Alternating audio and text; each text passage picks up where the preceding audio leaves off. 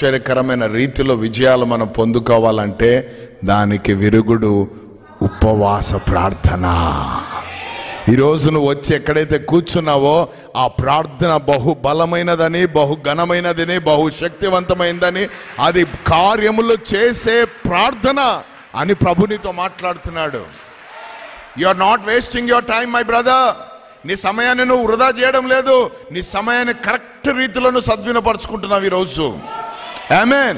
నీవు ఇక్కడ నుండి లేచి బయటికి వెళ్ళిన లోపల ఏం జరుగుతుందో తెలుసా?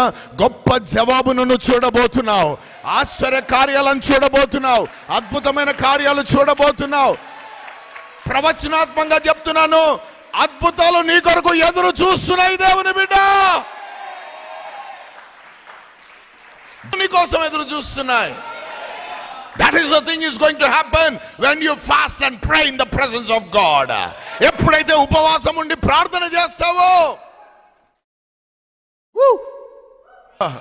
మేఘ స్తంభమును చూస్తావు, అగ్ని స్తంభమును చూస్తావు, షకిన మేఘాన్ని నువ్వు చూస్తావు, నీ ముందు నడిచే దేవుని నువ్వు చూస్తావు, నీ వెనుక నడిచే దేవుని నువ్వు చూస్తావు, నీ పక్కన ఉన్న దేవుని నువ్వు చూస్తావు, నీలో ఉన్న దేవుని నువ్వు చూస్తావు.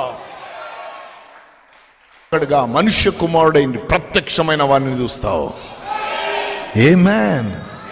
హల్లెలూయా.